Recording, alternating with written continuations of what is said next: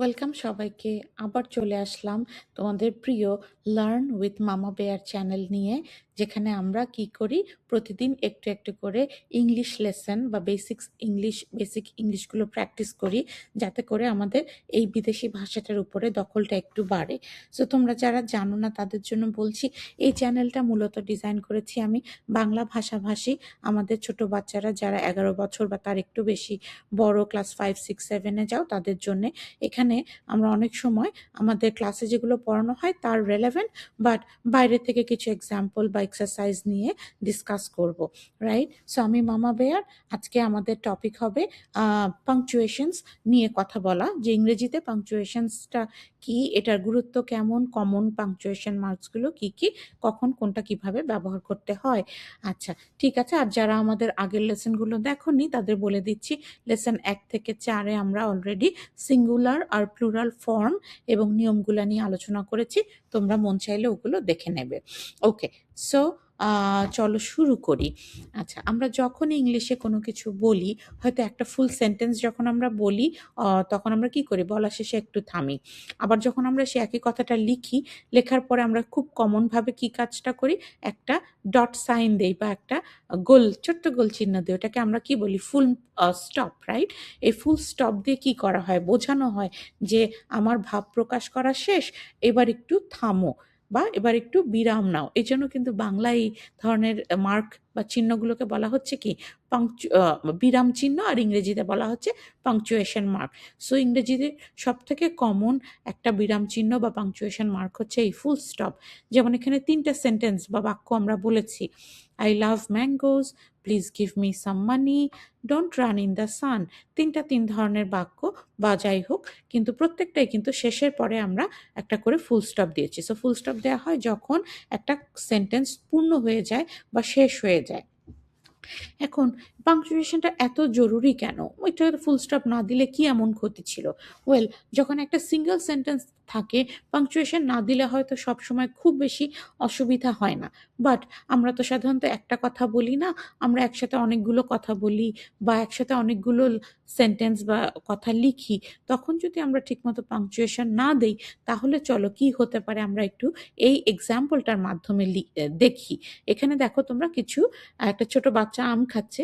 সে তো, তাহলে তার মানে আমরা বুঝতে পারছি যে আম আর বেবিটাকে নিয়ে একটা গল্প। আমরা একটু গল্পটা পড়ার চেষ্টা করি, রাইট? দেখো কি লেখা আছে। My dad bought some mangoes from the market. He spent 500 taka for that. My grandma and I love mangoes, but my mom does not love it. This yummy fruit. My grandma, though loves mangoes, cannot eat more than half a cup of mangoes per day since she has diabetes. So it was mostly me who enjoyed the juicy, sweet seasonal fruit. I felt so happy. ওকে, আমি এক নাগাড়ে পড়ে গেলাম। As a reader আমি জানি না কখন থামতে হবে। অ্যাজ অ্যান অডিয়েন্স আমি জানি না কতটুকুন সেন্স তোমাদের কাছে মেক করেছে বা আসলে মনের ভাবগুলো ঠিকমতো পৌঁছানো গেছে কিনা। কাজেই এই পাংচুয়েশন মার্ক সঠিকভাবে না বসালে অর্থগুলো কি একদম মিলেমিশে একাকার হয়ে যেতে পারে, খুব একটা দুর্বোধ্য হয়ে যেতে পারে পুরো লেখাটা, তাই না? এটা তো খুব সিম্পল একটা গল্প ছিল। এর থেকে কমপ্লিকেটেড কোনো স্টোরি যখন থাকবে, তখন তো আরো বেশি অসুবিধা হবে বুঝতে। কাজেই পাংচুয়েশন মার্কস আমাদেরকে দিতেই হবে প্রয়োজন মতো জায়গায়। সেজন্যই আজকের লেসনটা আমরা করছি। আচ্ছা, এই একই গল্প, চলো আমরা পাংচুয়েশন মার্কটাকে সঠিকভাবে ফেললে শুনতে কেমন শোনায়, দেখতে কেমন দেখায় সেটা দেখি। আচ্ছা, এবং সে কথাটা আমি যেটা বললাম, যেখানে কটা বাক্য আছে, কখন থামবো আমরা কিছুই বুঝতে পারছি না। আচ্ছা, ওকে, এখন আমরা ওই একই গল্প সঠিক ফরম্যাটে পড়ছি। দেখো, my dad bought some mangoes from the market. He spent 500 taka on them. My grandma and I love mangoes, but my mom doesn't love this yummy fruit.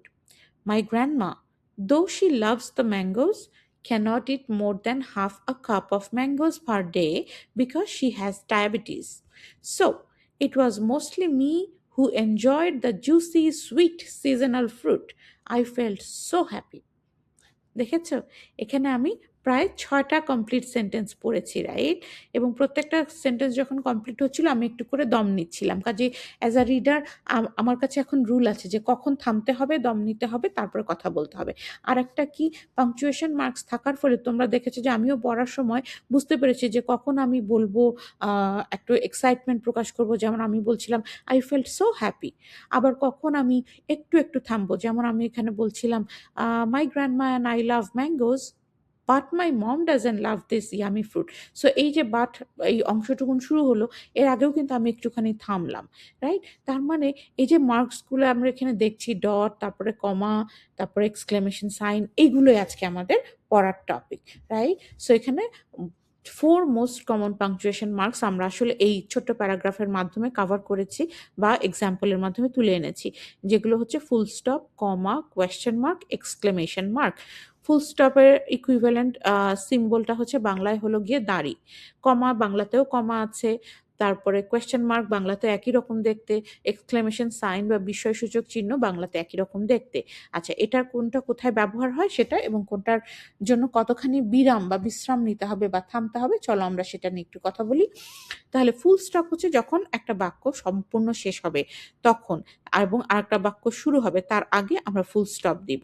তাহলে পরে দুটা বাক্যের মধ্যে যে আসলে একটা কি ভাব শেষ হয়ে আবার নতুন ভাব শুরু হচ্ছে এটা বোঝা যাবে। যেমন ওই যে আমাদের এক্সাম্পল থেকে আবার দেখাচ্ছে, my dad bought some mangoes from the market, he spend 500 টাকা অন দেম। এটা কিন্তু খুব একটা ভালো মেক সেন্স করছে না। কিন্তু আমি যখন বললাম my dad bought some mangoes from the market, he spend 500 টাকা অন দেম, বোঝা গেল যে আমার বাবা বাজার থেকে কিছু আম কিনে এনেছেন এবং সেই কিছু আম কিনে আনার জন্য বা সেই আম কেনার জন্য তার 500 টাকা তার পেছনে তার খরচ হয়েছে। সো এখানে দুটা ভাব প্রকাশিত হয়েছে, ভাব দুটা রেলেভেন্ট, কিন্তু now after we put the full stop on proper places we know went to stop, which is great. আচ্ছা, পরের এক্সাম্পলটা হচ্ছে আমাদের কমা নিয়ে। কমা, এই বিরাম চিহ্ন বা পাংচুয়েশন মার্কটা কেন ব্যবহৃত হয়? ছোট ছোট থামার জন্য, অল্প অল্প থামার জন্য, এবং এক্সট্রা ইনফরমেশনকে একজন থেকে আরেকজনকে পৃথক করার জন্য। যেমন প্রথম উদাহরণটা এখানে দেখো তো, I enjoyed the juicy sweet seasonal fruit. তাহলে আমি এখানে বলছি যে আমি খুব মজা করে এনজয় করেছি বা খেয়েছি সেই রসালো মিষ্টি আম, আহ, আহ, কি সিজনাল ফ্রুট বা এই সময়কালের যে ফলটা, তাই না? তাহলে তিনটা কথা এখানে, মূলত ফ্রুট বলতে আমরা তো গল্পের অংশ হিসেবে ম্যাঙ্গো ফ্রুটকে মিন করছি, যে একটা মৌসুমি ফল, সরি সিজনাল অর্থ হচ্ছে মৌসুমি, হ্যাঁ। তো মৌসুমি ফল যেটা ছিল জুসি মানে বেশ রসালো, যেটা সুইট মানে মিষ্টি। তাহলে দেখো আমাদের এখানে ক্লুটা কি, যে তিনটা কথা আমরা বলছি একটা ফ্রুট সম্পর্কে, জুসি, সুইট, সিজনাল।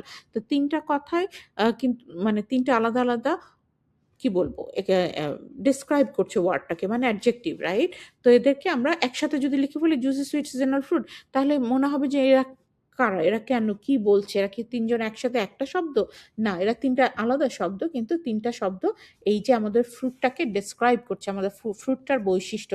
কাজে এদেরকে আমাদেরকে কমা দিয়ে দিয়ে সেপারেট করে লিখতে হবে। আবার কমা আরেকটা জায়গায় আমরা এখানে দেখেছি, একটু লম্বা যে সেন্টেন্সটা ছিল আমাদের, রাইট, যে my grandma, though she loves mangoes, cannot eat more than half a cup of mangoes per day. এই যে আমি আন্ডারলাইন করে রেখেছি, though she loves mangoes, এই অংশটুকুন কিন্তু একটা আরো একটা সেন্টেন্সের মধ্যে থাকা একটা বাড়তি অংশ, যেটা কিন্তু আসলে কি একটা এক্সট্রা ইনফরমেশন দিচ্ছে। দেখো এই অংশটাকে বাদ দিয়ে আমি যদি সেন্টেন্সটাকে লিখি যে my grandma cannot eat more than half a cup of mangoes per day, যে আমার দাদিমা বা নানিমা হাফ কাপ, আধা কাপের বেশি ম্যাঙ্গো বা আম পার ডে, প্রতিদিন এর বেশি খেতে পারে না, ক্যানট ইট। তাহলে আমার গ্র্যান্ডমা আধা কাপের চেয়ে বেশি ম্যাঙ্গো প্রতিদিন খেতে পারে না। হ্যাঁ, এখানটা ঠিক আছে, আমাদের ভাব পুরোপুরি প্রকাশ হয়ে গেছে, বাট উপরের সেন্টেন্সে যেখানে আমরা একটু বাড়তিখানি এক্সট্রা ইনফরমেশন যোগ করেছি, এই যে দো শি লাভস ম্যাঙ্গোজ, যদিও তিনি আম ভালোবাসেন, রাইট? এটা কিন্তু দাদিমার ক্যারেক্টারিস্টিক্স বা নানিমার ক্যারেক্টারিস্টিক্স, যে আমার দাদিমা বা নানিমার যদিও বা সে আম ভালোবাসে কিন্তু সে হাফ কাপের বেশি একদিনে খেতে পারবে না। তো এই এক্সট্রা ইনফরমেশন যখন আমরা সেন্টেন্সের মাঝখানে কোথাও প্রয়োজনের সময় বসাবো, তখন ওটাকে মূল সেন্টেন্সটাকে একটু আলাদা করার জন্য কিন্তু আমরা এই যে শুরুতে আর শেষে কমা দিয়েছি দেখো। মাই গ্র্যান্ডমার পরে একটা কমা, তারপরে দো শি লাভস ম্যাঙ্গোজ এর পরে একটা কমা। এই দিয়ে আমরা বললাম যে মাই গ্র্যান্ডমার সাথে আসলে can not it more than half a cup of mangoes per day, এইটা হলো মূল সেন্টেন্স।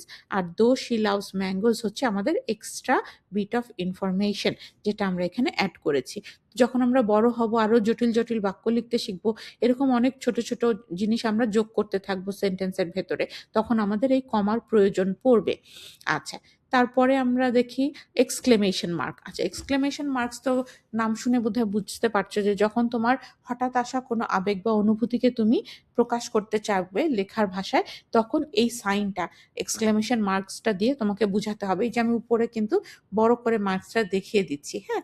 আচ্ছা, যেমন আমাদের এখানের এক্সাম্পলে কি ছিল, I felt so happy, right? এখন এটার পরে আমি এক্সক্লেমেশন মার্কটা দেখে অ্যাজ আ রিডার আমি কিন্তু এভাবে বললাম যে আই ফেল্ট সো হ্যাপি। এটা না বলে আমাকে যদি ফুল স্টপ দিয়ে দেয়া থাকতো, আমি বলতাম I felt so happy. It would sound like a robot, right? আমরা তো রোবটের মতো করে পড়তে চাই না। আমরা যখন একটা গল্প পড়ছি, আমরা আবেগ অনুভূতিটা যতটা সম্ভব রিক্রিয়েট করতে চাই লেখা থেকে। সো সেই ক্ষেত্রে এই এক্সক্লেমেশন মার্ক, কোয়েশ্চেন মার্ক এরা আমাদেরকে হেল্প করে, রাইট? আচ্ছা, তারপরে আরেকটা জিনিস তোমরা এখানে দেখো, সরি, পাংচুয়েশন মার্ক সময় মতো না দিলে কি হয়, বা সঠিক জায়গায় না দিলে কি হয়। তো এখানে দেখতে পাচ্ছি আমরা যে না, এক নাতি তার দাদুর সাথে কথা বলছে বোধহয়, বা তখন সে বলছে লেটস ইট গ্র্যান্ডমা। এখন এখানে সেন্টেন্সের মধ্যে তো কোথাও দাড়ি কমা বা ফুল স্টপ কিছু নাই, কিন্তু পুরোটা বাক্য পড়ার পর তোমার কি মনে হচ্ছে যে চলো খাই গ্র্যান্ডমা। তো চলো খাই গ্র্যান্ডমা বলতে কি বোঝাচ্ছে যে গ্র্যান্ডমাকে খেয়ে ফেলি। গ্র্যান্ডমা কি এখানে ফুড? আমরা যদি বলি লেটস ইট গ্র্যান্ডমা, তার অর্থ কিন্তু এই দাঁড়ায়। যেমন এটাকে যদি তুমি রিপ্লেস করে গ্র্যান্ডমার জায়গায় আমি বলি লেটস ইট সাম ম্যাঙ্গোস, তাহলে কিন্তু বুঝি যে চলো আমগুলা খেয়ে ফেলি। তো সেরকমই চলো লেটস ইট গ্র্যান্ডমা বলার অর্থ হবে যে চলো গ্র্যান্ডমাকে খেয়ে ফেলি। তার মানে কি বাচ্চাটা গ্র্যান্ডমাকে খেয়ে ফেলতে চেয়েছে? মোটেই না। আসলে সঠিক কথাটা হবে এইভাবে বলা, লেটস ইট গ্র্যান্ডমা। মানে প্রথমে লেটস ইট কথাটুকুন বলবে, এটা তোমার একটা মূল ভাব। তারপর গ্র্যান্ডমা বলে তুমি আসলে ডাক দিচ্ছ যে দাদু চলো আমটা খাই। তো এই যে তোমার এইখানে কমাটা দিয়ে তুমি সেপারেট করে দিলে যে লেটস ইট একটা কথা, সেটা উদ্দেশ্য কাকে করে বলছো? গ্র্যান্ডমাকে উদ্দেশ্য করে বলছো। কাজে লেটস ইট গ্র্যান্ডমা কমা ছাড়া বললে কি অর্থ দাঁড়ায়, আই হোপ তোমরা বুঝতে পারছো, রাইট? ওকে, সো আমরা একটু করে ছোট্ট করে উদাহরণ শিখলাম বা দেখলাম কিভাবে কমা, ফুল স্টপ আর হলো এক্সক্লেমেশন সাইন এবং কোয়েশ্চেন মার্ক সেগুলো ব্যবহার করতে হয়। কোয়েশ্চেন মার্ক তো আমার স্লাইডের টাইটেলে তোমরা দেখেছো যে প্রশ্ন করতে চাইলে তার শেষে কোয়েশ্চেন মার্ক দিতে হয়। আমরা ওটা নিয়ে হয়তো পরে আর ডিসকাস করব। আজকের লেসনটা এতটুকুন রেখে দেই। বাট অফকোর্স যাওয়ার আগে আমি কি করি, তোমাদেরকে প্র্যাকটিস সেশন দেই। তো এই প্র্যাকটিসটা তোমরা করবে। দেখো তো এখানে আবার একটা আমি প্যারাগ্রাফ দিয়ে দিয়েছি, তোমরা এটা পড়ে নিজেরা খাতায় লিখবে। লিখে ভাব বুঝে বুঝে জায়গা মতো ফুল স্টপ, কমা, এক্সক্লেমেশন সাইন, কোয়েশ্চেন মার্ক এগুলা বসাবে। আমি জাস্ট কুইকলি রিড করে দিচ্ছি তোমাদেরকে পুরোটা। Last Friday my brother and I went to a nearby park. We took a football, some snacks, and a bottle of water. Many children were playing there. A boy asked, can I play with you? We happily said yes. We played football for almost an hour. Suddenly, dark clouds covered the sky and it started raining. We ran to a small shop near the park. The shopkeeper smiled and said, what a rainy season afternoon. We laughed and waited for the rain to stop. Then we went home feeling tired and but very happy. ওকে, ঠিক আছে। তোমরা যদি চাও আমি সহজ করে আরেকবার বলি, হয়তো বা এটা শুনতে বেটার শোনাবে। Last Friday my brother and I went to a nearby park. We took a football and some snacks and a bottle of water. Many children were playing there. A boy asked, can I play with you? We happily said yes. We played football for almost an hour. Suddenly, dark clouds covered the sky and it started raining. We ran to a small shop near the park. The shopkeeper smiled and said, what a rainy afternoon. We laughed and waited for the rain to stop. Then we went home feeling tired but very happy. ঠিক আছে? আচ্ছা, তো তোমরা তোমাদের টাস্কটা complete করবে, বেশি বেশি practice করবে, সুস্থ থাকবে, আবার দেখা হবে ইনশাল্লাহ। Bye bye.